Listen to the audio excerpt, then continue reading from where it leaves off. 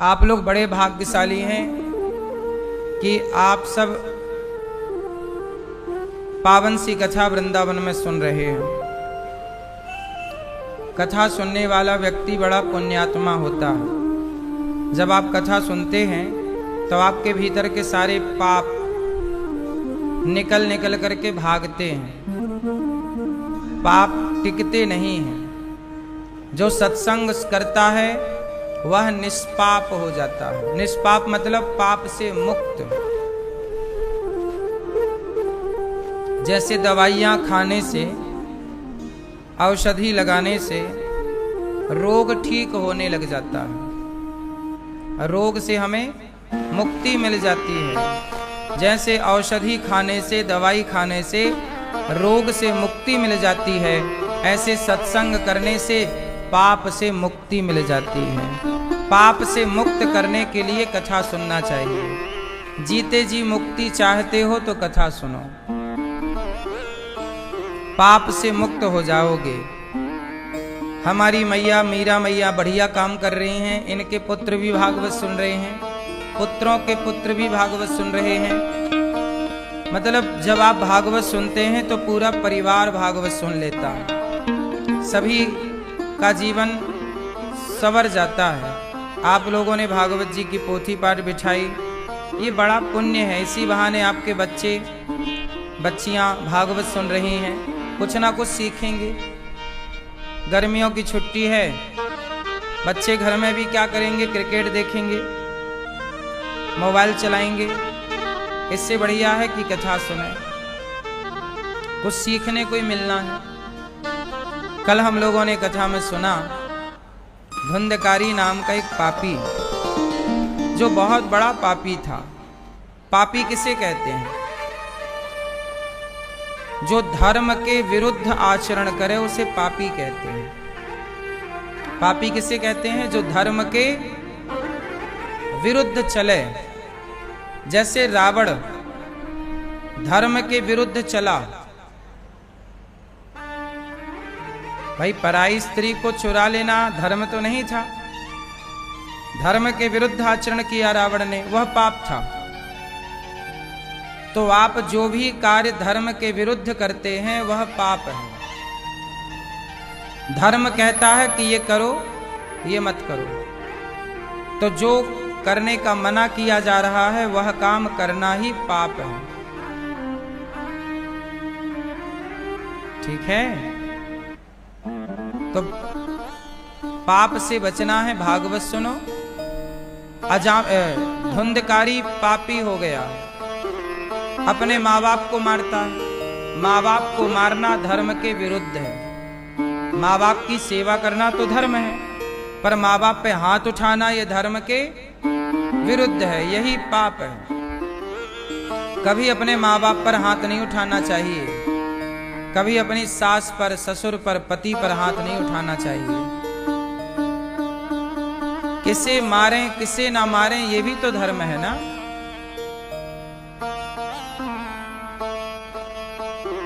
सबको मारना थोड़ी चाहिए कि सबको मारने लग गए। तो धर्म का पालन नहीं किया, धुंधकारी प्रेत बना, प्रेत बन गया। इसलिए जो बहुएं, जो बेटा अपने माँ बाप की सेवा नहीं करते, जो बहुएं अपने सास ससुर की सेवा नहीं करती, ऐसी बहुएं, ऐसे बेटा मरते हैं तो बेटे तो बन जाते हैं भूत प्रेत। और स्त्रियां जो पति की सेवा ना करें, सास ससुर की सेवा, बूढ़ों की सेवा ना करें, ऐसी स्त्रियां चुड़ैल बन जाती हैं। क्या बन जाती हैं? क्या? चुड़ैल। आपने देखा चुड़ैल को? नहीं? जो अपने माँ बाप की सेवा नहीं करते वही ना भूत प्रेत हैं। धुंधकारी क्या बना? प्रेत। क्योंकि माँ बाप की सेवा नहीं की। भागवत सुखदेव भगवान परीक्षित जी को भागवत सुना रहे हैं। जन्माद्यस्य यतोऽन्वयादितरतश्चार्थेष्वभिज्ञः स्वराट् तेने ब्रह्महृदाययादिकवये मुह्यन्ति यत्सूरयः तेजो वारिमृदां यथा विनिमयो यत्र त्रिसर्गो मृषा धाम्ना स्वेन सदा निरस्तकुहकं सत्यं परं धीमहि। जन्म आदि यस्य जन्माद्यस्य। भगवान ने ये संसार कितना सुंदर बनाया है, कितने सुंदर पशु पक्षी बनाए, पेड़ पौधे बनाए, नदी तालाब समुद्र बनाए, इस स्त्री पुरुष बनाए। ईश्वर ने कितना सुंदर संसार बनाया है। ये सुंदर संसार में आकर के हम लोगों ने किया गंदगी फैला दी। ईश्वर की बनाई प्रकृति को हमने छेड़ दिया। भगवान ने सब कुछ बनाया है, सत्य बनाया तो झूठ भी बनाया। अच्छा बताओ, झूठ किसने बनाया? बोलो, भगवान ने। बोलो हाँ। धर्म किसने बनाया? ईश्वर ने। तो अधर्म किसने बनाया? ईश्वर ने।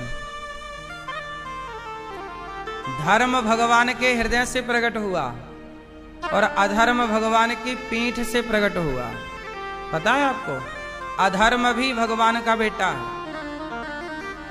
धर्म भी भगवान का बेटा है, सत्य भी ईश्वर का बेटा है, असत्य भी ईश्वर का बेटा है,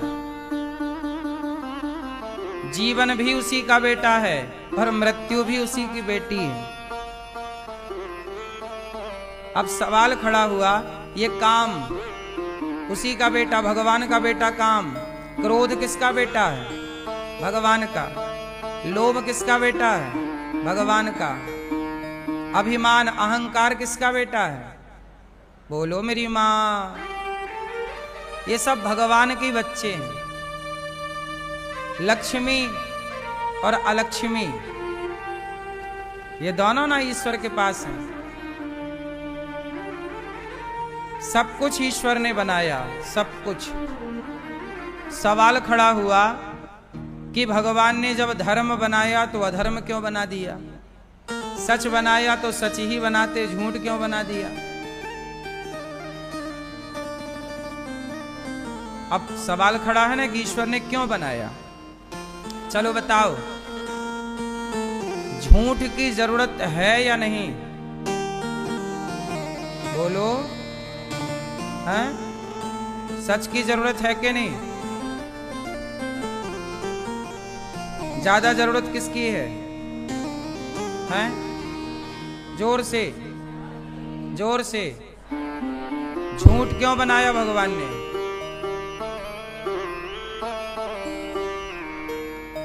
धर्म ही धर्म होता, अधर्म क्यों बनाया भगवान ने? बताओ। अधर्म किसने बनाया? कोई हमने थोड़ी बनाया। अधर्म भी तो ईश्वर ने बनाया है। प्रश्न खड़ा हुआ कि ईश्वर ने अधर्म क्यों बनाया, झूठ क्यों बनाया, छल क्यों बनाया, कपट क्यों बनाया? चलो बताओ, ईश्वर ने झूठ क्यों बनाया? पहले इस प्रश्न का उत्तर दो। एक उत्तर दे पाओगे तो सबका उत्तर अपने आप आ जाएगा। चलो भैया बता, ईश्वर ने सच बनाया, झूठ क्यों बनाया? झूठ होता ही नहीं तो पाप नहीं लगता। चलो, धर्म बनाया, अच्छा है। अधर्म क्यों बनाया? क्यों?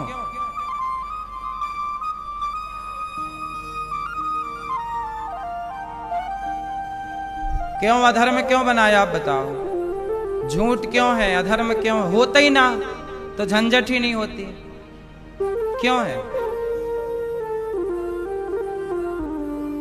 बताओ। ये प्रश्न बहुत जटिल है और इस प्रश्न का उत्तर यदि आ गया आप लोगों को तो आप लोगों के जीवन में बहुत सारी समस्याओं का समाधान अपने आप हो जाएगा। हैं? काहे के लिए? कौन बोल रहा है भाई? परीक्षा लेने के लिए। ठीक है, सही है। और कोई बताएगा? गुलाबी मैया तो भागने लग गई बताने के डर से। लो, बताना ना पड़ा तो भाग चलो। मैया सुनो, भगवान ने सत्य बनाया, असत्य क्यों बना दिया? धर्म बनाया, अधर्म क्यों बनाया? तो सुनो, यदि झूठ ना होता, झूठ बोलने वाले लोग ना होते, तो सच बोलने वाले की कदर कौन करता?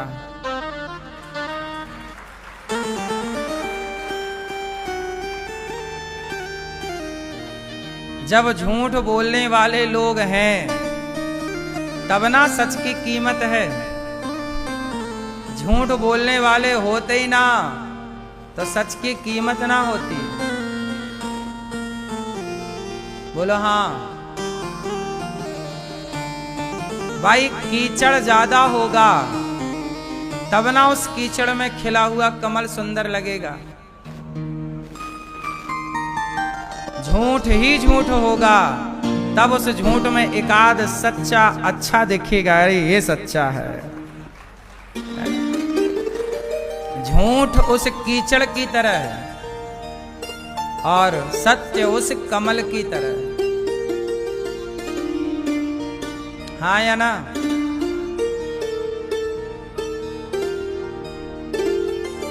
अब देखो, आप कहती थी कि हमारी जेठानी बहुत खराब है। हा क्या? सुनो पहले पूरा।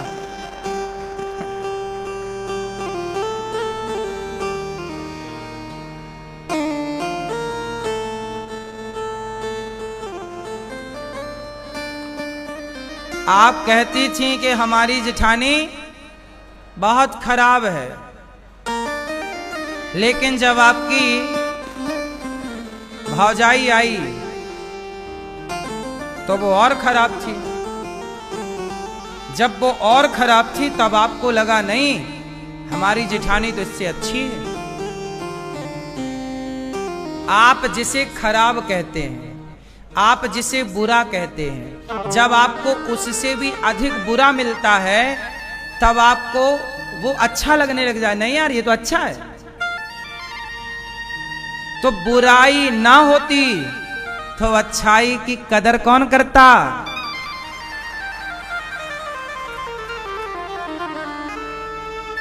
इसलिए ईश्वर ने बुराई बनाई ताकि अच्छाई की कदर बनी रहे। बुराई होती ना, अच्छाई ही अच्छाई होती तो अच्छाई की कदर कौन करता? समझ में आई? आपका पति बहुत बुरा है, लेकिन जब आपके पति से भी कई गुना ज्यादा बुरा पुरुष दिखता है आपको, तब आपको, जब औरों का पति आपको बुरा दिखता है, वो रोती है कि तेरा पति तो ऐसा है, मेरा तो और ऐसा है, तब आपको लगता नहीं यार तेरे से तो बढ़िया मेरे ही वाला है। फिर आपको श्रद्धा उत्पन्न हो जाती है, यार जैसा है अपना देवता है।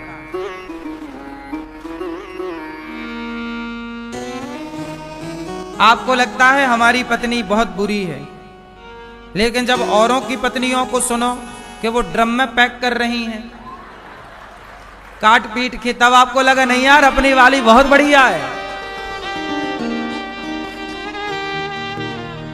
हाँ या ना? तब आप लोग भी अपनी पत्नियों की इज्जत किया करो। भाई संसार में बुराई ना हो तो अच्छाई की कदर ना हो, इसलिए बुरे लोगों का होना जरूरी भी है। रावण ना होता चलो रावण को हटा दो। रावण ना होता तो राम को महान कौन कहता? भाई रावण की बुराई जब देखी तब आपने तुलना की, कंपेयर किया कि नहीं रावण इतना बुरा है पर राम इतने अच्छे हैं। बुराई होती नहीं रावण जैसी तो अच्छाई कौन देखता राम की? इसलिए लोग कहते हैं ना अधर्म बढ़ रहा है।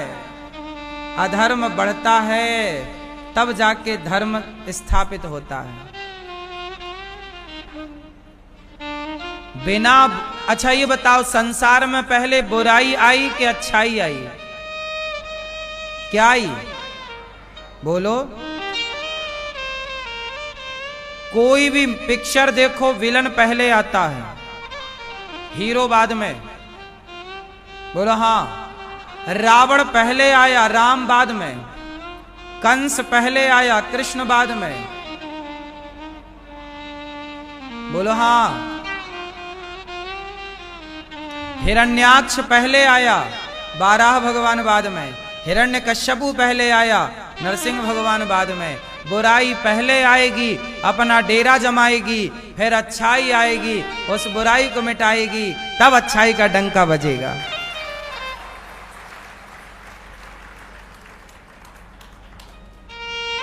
इसलिए आपके परिवार में कोई बुरा है, इसलिए आपके घर में कोई न बुरा होता है। आप कहते हैं हमारी जेठानी कितनी बुरी है और हमारी देवरानी कितनी अच्छी है। आपके घर में एक बुरा है तो एक अच्छा है। आप कहते हैं ये बुरा है ये अच्छा, क्यों? ये बैलेंस बराबर, तराजू का पलड़ा।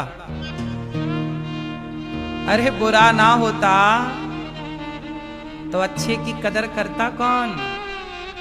समझ में आई?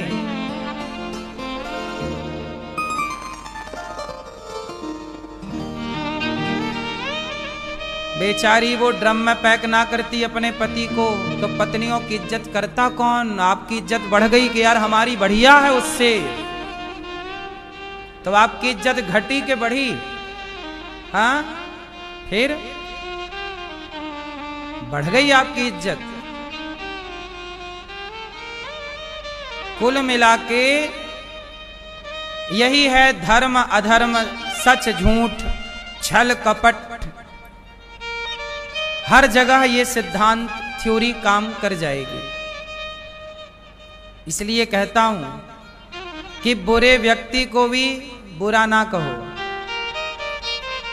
क्योंकि उस बुराई में भी आपको अच्छाई देख लेनी चाहिए, ढूंढ लेनी चाहिए। इसलिए जो समझदार लोग हैं वो कभी किसी को बुरा नहीं कहते। कबीरदास जी क्या कहते हैं? बुरा जो देखन मैं चला, बुरा न मिलिया कोई, जो दिल खोजा आपना हमसे बुरा ना। संसार में सबसे बुरा कौन है बताओ? बताओ संसार में सबसे बुरा कौन? चश्मा वाली मैया। सबसे बुरा कौन है? कौन? पड़ोसी। सबसे बुरा कौन? चश्मा वाले भैया। हाँ हाँ बोलो। सबसे बुरा कौन? चश्मा वाले भैया। लाल मैया बताओ, सोफे में बैठी मैया लाल। सबसे बुरा कौन? सबसे बुरा कौन? संसार में सबसे बुरे हैं हम स्वयं। सबसे बुरा कौन? हम। इस धरती पर सबसे बुरा कोई है तो हम स्वयं हैं, और सबसे अच्छा कोई है तो भगवान। अच्छाई देखनी है तो भगवान की देख लो, बुराई देखनी है तो स्वयं की देख लो। आप लोग उल्टा करते हैं, अच्छाई तो खुद की बताते फिरते हैं और बुराई दूसरों की देखते हैं। इसके अंदर ये बुराई, इसके अंदर ये बुराई है।